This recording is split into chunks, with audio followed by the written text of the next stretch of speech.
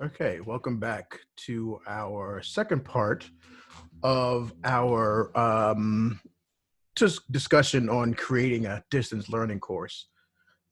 Just to recap what we talked about before, we just talked about our course design and what are we gonna cover. Creating our weekly folders, how to individually set up the folder within those weekly folders. Then we're going to go into some tools. We're going to go into the announcement tool, learning about some synchronous learning tools as far as like meeting with students on a one-on-one or meeting with the class, like Zoom, Blackboard Collaborate. We're going to go in briefly to those. We're not going to go really in depth, but we'll take a look at them. And then we're going to go into the grade center and grading. We're going to talk about what happens when you create an assignment, when you create a test, what happens in the grade center. So let's start. So when we create folders, the idea here is to, and I said this before, is to make sure that the students know where the heck they're going, right? I mean, you could have the greatest Blackboard course shell. You could have all kind of fantastic videos and PDFs and attachments and embedded stuff. It could be beautiful looking. But if the students don't know where to go, then it's useless. If they're clicking all over the place to find out where their homework is or where the reading assignment is or where the video is for them to answer some questions, then it's useless. So you want to keep everything in a central location. You want to minimize the amount of clicks that students need to go to get someplace. It's like basic website design 101. You want to minimize the amount of clicks that they have to do, because if it's just too complicated, they're going to lose focus and then they're just not going to do what you need them to do. So, you know, um, there's a lot of ideas. You can do weekly folders where it's, and as you can see there on the screen, here we have in our course menu on the left-hand side of your Blackboard course show, you can have them in weekly folders, which is week 1, week 2, week 3, going down the left-hand side. Now, for a 15-week course, you're going to have a long list of weekly folders there. So that might get kind of complicated. You can separate them by modules. So module 1, module 2, or you can do it by lessons. There are a number of ways you can do it. What I tend to like is if you just create one folder that says weekly assignments. And then within that folder, put all your weeks in so that it's just 2 clicks. One click on the weekly folder, and then one click on the whatever week you're in to get into that folder. So if you're in week 2, you click week 2, everything is in there. Once week 3 comes up, you click in the week 3 folder, everything is in there. It just makes it so much easier. So you make a folder called weekly assignments or weekly content or weekly folder. And then from there, you put in your weekly folders and your multiple week folders, and you put your content in there. Keeps everything organized, and students don't have to click in various places. So now once we get into the folder, okay, there really should be consistency in each of the week folders that you have. And generally, to make it so that students are going to be aware and they're going to know what's going to happen, you usually want to do three things. You want to have a learning objective, okay, because it gives clear direction to the students of what they're going to be doing. This week we're going to be doing X, Y, Z. The next item should be either an assignment or a discussion forum, and then maybe a reading assignment, and maybe a video for them to look at. Okay, so learning objectives, assignments, anything for them to look at. So there, it's uniform.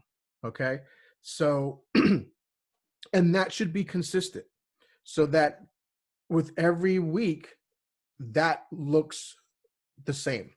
So week 5 looks like week 2. Okay. Should definitely start with the learning objective. So at least at the end of each week, you can go back and say, all right, we went over this, this, and this. And, by the end of the week, you should be able to do X, Y, and Z. So your folders should definitely be consistent in their setup. Now, going along with that folder consistency about learning objectives, an important tool, or tool that's definitely needed within the online distance learning module, is the announcements tool. Because this tool, the announcements, the students will get these announcements through their email. The email is attached to Blackboard. Side note, you definitely want to make sure that each student has their, this John J email attached to it, and they don't have another email attached to their Blackboard, because then they won't receive these messages. So at the beginning of the semester, you want to make sure your students' email is correct in Blackboard. But announcements are important because it gets out important information that you need to have your students know, whether it be class cancellations or delays. And again, when we talked about having learning objectives, you can use the announcements tool as like a wrap up, like a weekly summation of what went on. So you could say at the end of week 1, our learning objectives was A, B, C, and we did this and we did this, and you should now know how to do that, and you can give updates and points that you want to make or that you didn't make during the week. You could put that in your announcements tool. I use it sometimes to prepare class for the next week's learning objectives.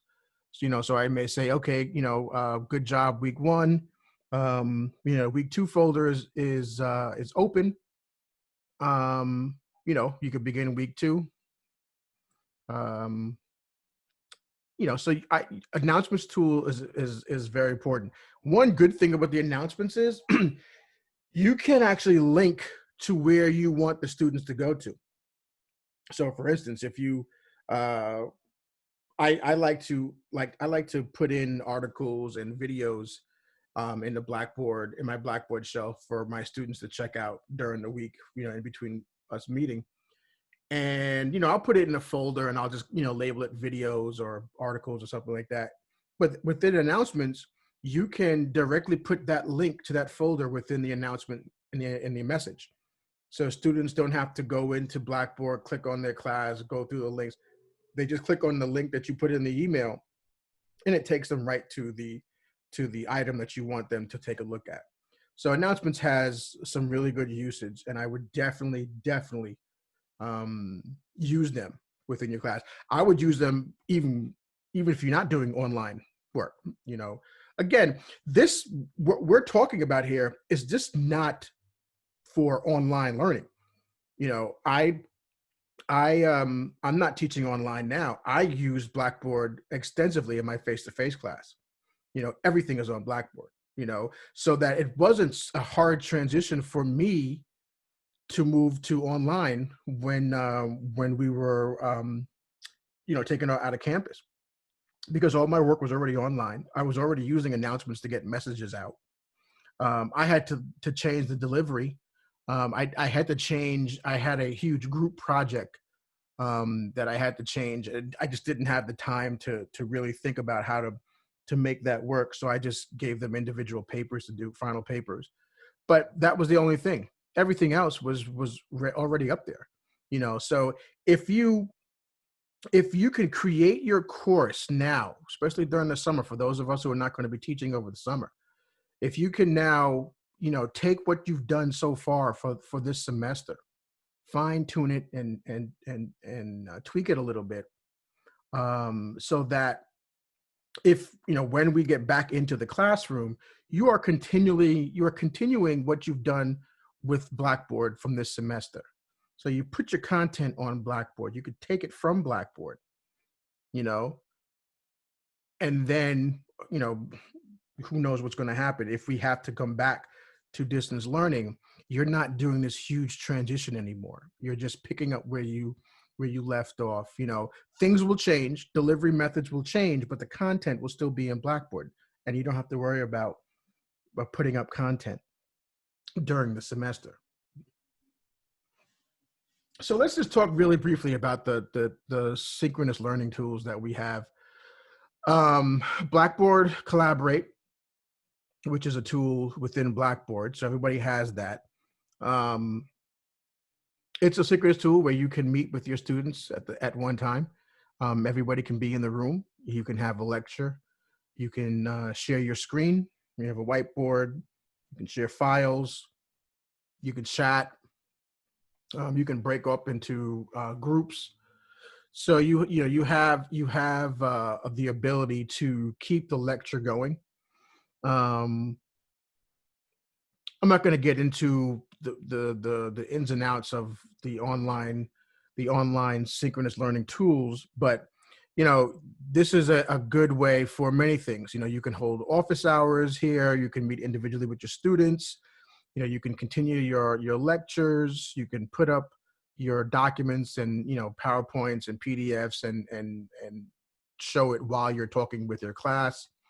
You can have students actually present. So if they have a PowerPoint project or something that they need to present, you can give them the ability to present as well. Each course has its course um, collaborate session.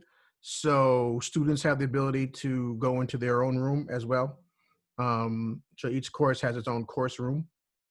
You can schedule appointments in the future. You can send out links to have guests come in to collaborate. So if you wanted to have a guest speaker, they can do that. And then the same thing, we have Zoom. We got Zoom this semester, same kind of the philosophy behind it, synchronous learning style. Um, you can share your screen, share documents, you can record so that you can send the link out to your students again. You can have guest speakers. This is a good way um, to supplement whatever uh, what you're doing anyway. You know, so I wouldn't heavily rely on this. You know, I've have faculty who are meeting for 2.5 hours on this in one session. I got my own feelings about that. That's for another episode. But to reach your students, you know, to get out there and talk to them, and I this tool worked well this semester. If you did it correctly, it would work really well because it at least for me, I used my Zoom sessions just to talk to my students, just to find out how they were. You know, we talked a little bit about, you know, work and stuff like that, but I needed them to feel that someone was listening to them. So we just talked about what was happening, what was going on, how they felt, you know, because this is a special time, and being able to get on at one time and talk as a class really helped them. You know, um, we didn't meet every week. We met every other week. So I would give them an assignment. They would hand it in. I would check it. And then the next week we would meet. We would talk about that and then talk about what's going to happen for the next week. So that's how we were able to do that. Um, but for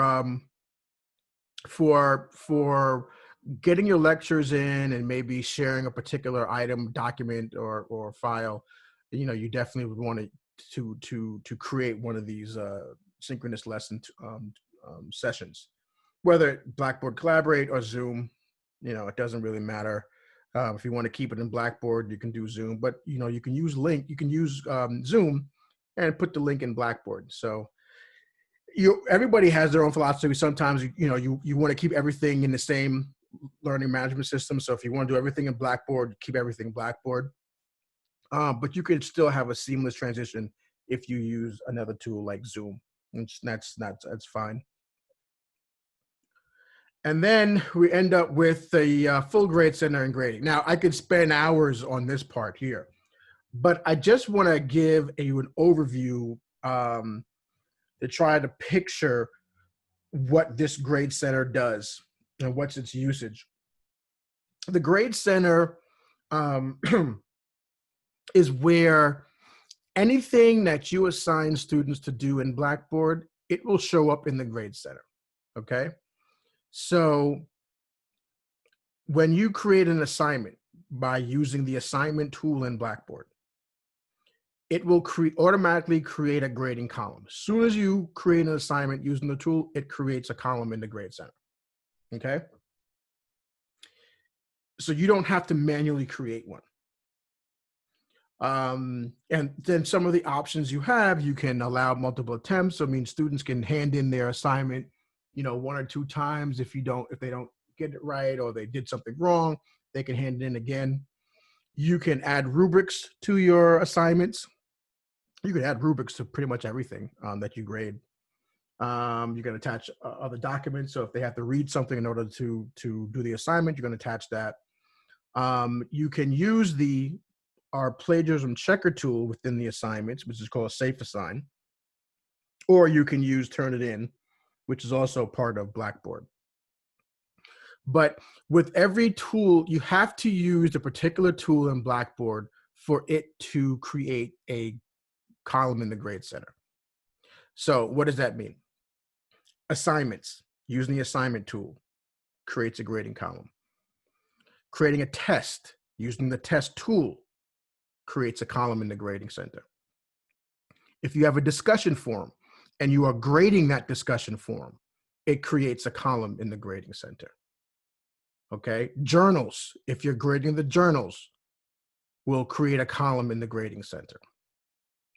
Anything that you grade will automatically create a column in the grading center. Okay, so when you are creating these items to be used as grading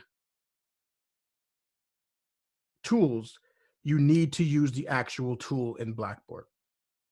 Okay, and it helps that if you, for the most part, keep them categorized. So for meaning, because like when you get into your final grading, and you have it in your syllabus, assignments are worth 20%, tests are worth 20%, discussions are worth 20%, paper is worth 20%. So you can use the categories as means to use your to grade to make your final grading correct.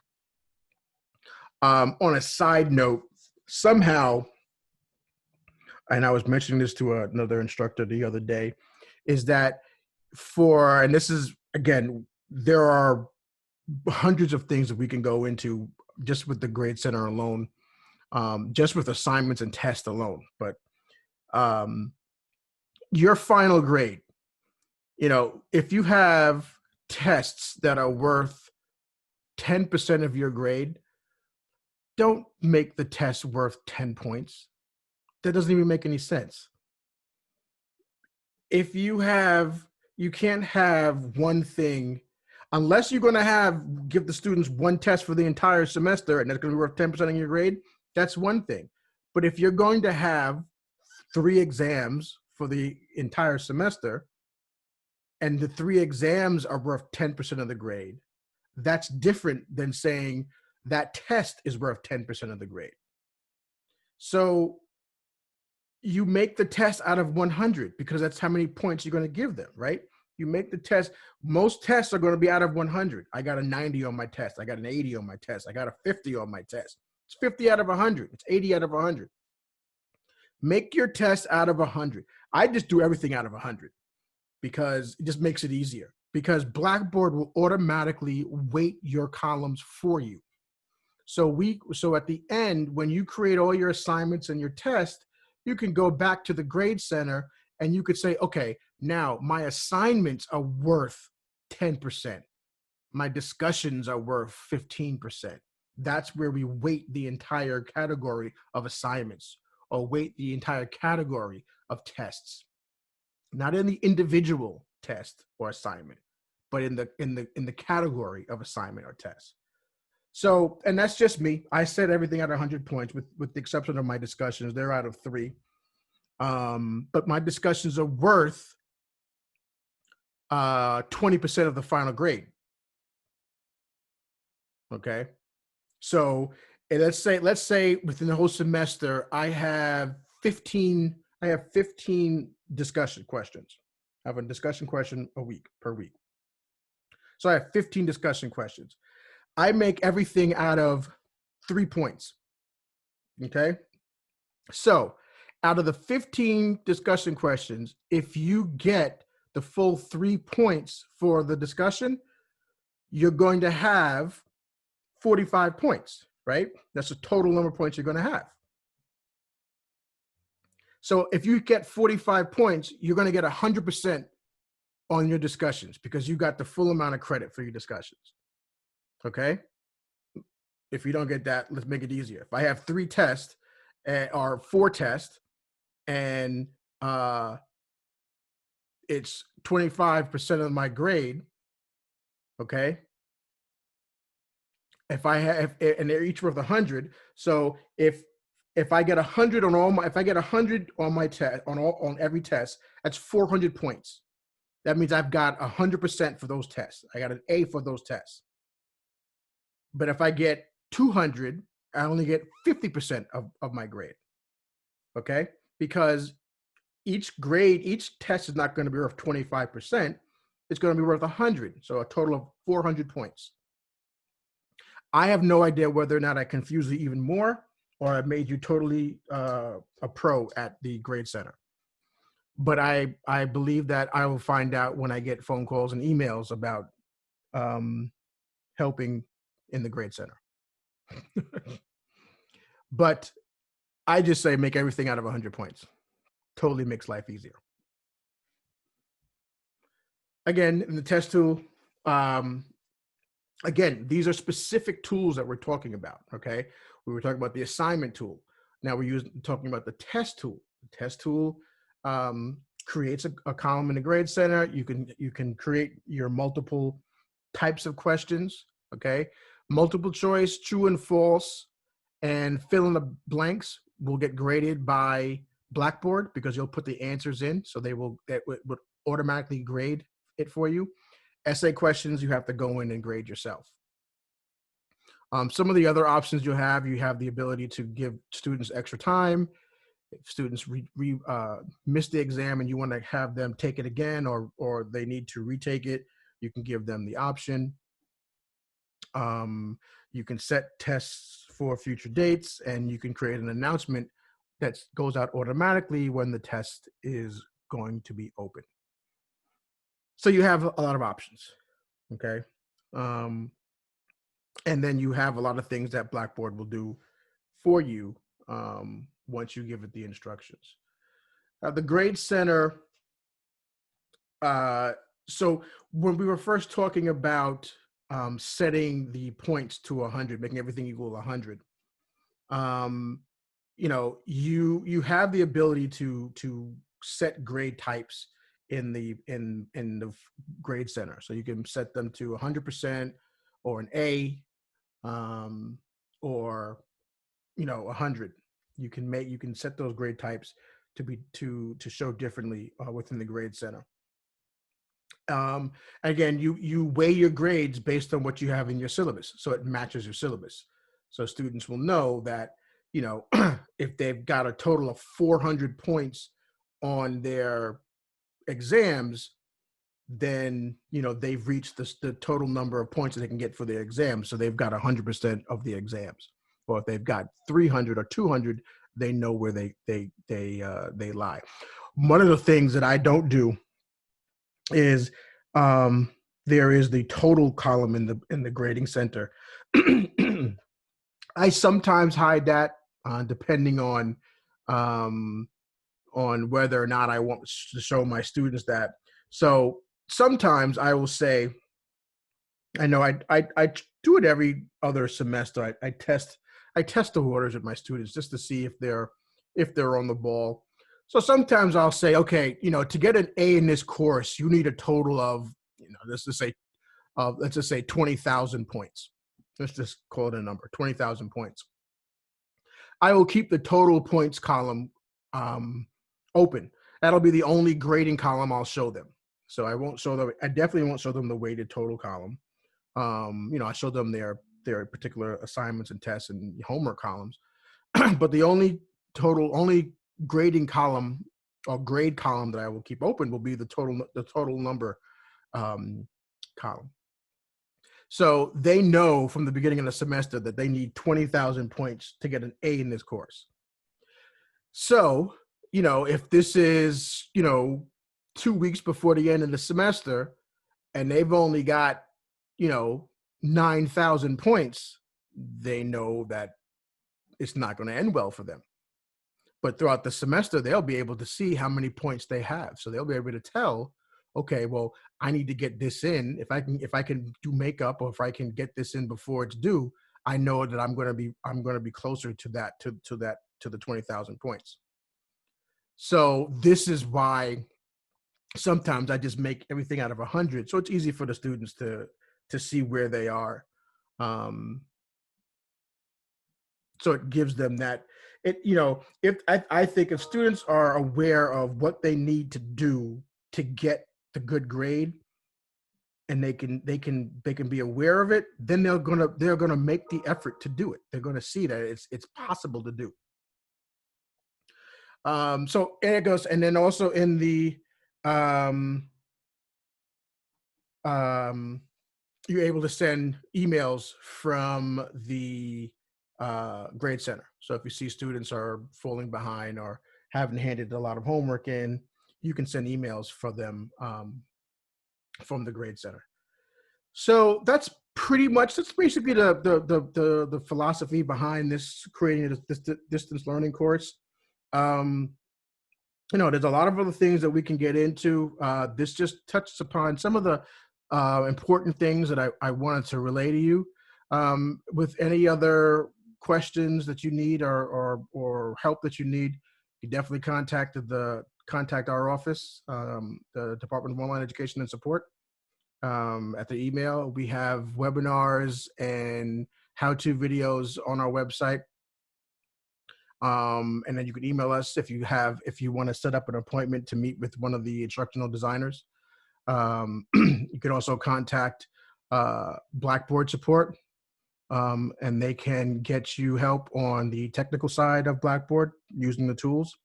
And then other issues with your courses and design, you can also contact the Teaching and Learning Center. So thanks for joining. If you have any questions, again, contact the department, and good luck.